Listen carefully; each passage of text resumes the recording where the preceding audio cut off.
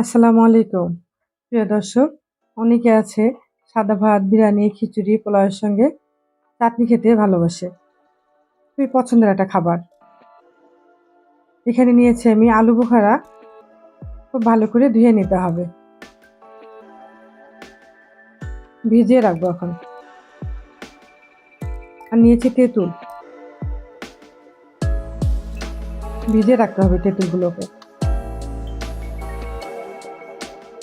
আর কয়েকটা আমড়া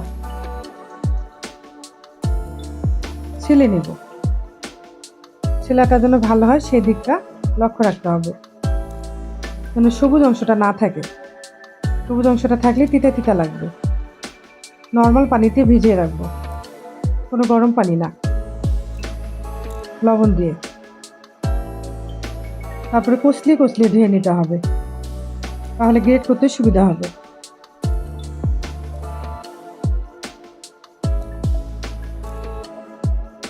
একটা মশলা রেডি করব। নিয়েছি মৌরি, আস্ত পাঁচফোড়ন ও শুকনো মরিচ। শুকনো মরিচটা কেটে কেটে দিলে ভাজা হয়, বিচি সহ ভাজা হয়, তাহলে মশলার ফ্লেভারটা ভালো আসে আচারে। এটা খুব বেশি গুঁড়ো করব না, আধা ভাঙা করে নেব। তারপরে গরম হয়ে আসলে তেল,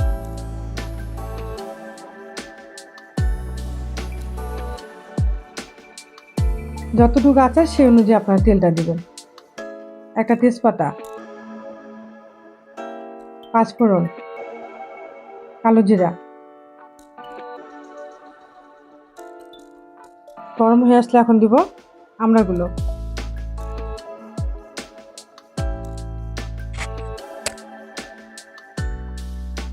নাড়তে হবে কন্টিনিউ। আলু বোখারা ও তেঁতুল একটু পানি সহ দিলাম, তাহলে সেদ্ধ হবে। সেদ্ধ না হলে আবার খেতে ভালো লাগবে না।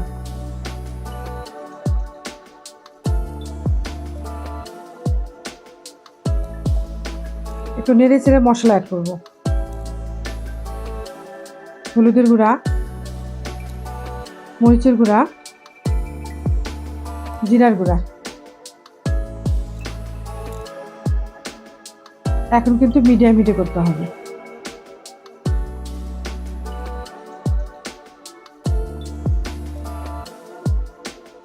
লবণ ও চিনি। মিষ্টিটা আপনারা কমিয়ে বাড়িয়ে দিতে পারেন। লবণটা কিন্তু একটু পরে দিতে হবে।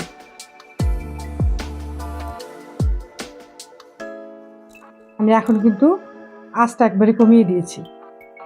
আস্ত রসুন, অনেকে আছে আচারে রসুন খিচুড়িতে খেতে পছন্দ করে। আর সে গুঁড়ো করে রাখা মশলাগুলো, এই মশলাটা দিলে আচারের স্বাদ বহুগুণে বেড়ে যায়। যদি আপনাদের কাছে আমার ভিডিওটি ভালো মনে হয়, কেউ দেখুক জানুক, তাহলে ভিডিওটি শেয়ার করে দিবেন। আর সেই সাথে পেজে ফলো, চ্যানেলে সাবস্ক্রাইব করবেন। কমেন্টে জানাবেন কেমন হলো আমার চাটনি আচার, আলু বোখারার চাটনি আচার। ভালো থাকবেন, সুস্থ থাকবেন। আবার দেখা হবে পরবর্তী কোনো ভিডিও নিয়ে। আল্লাহ হাফেজ।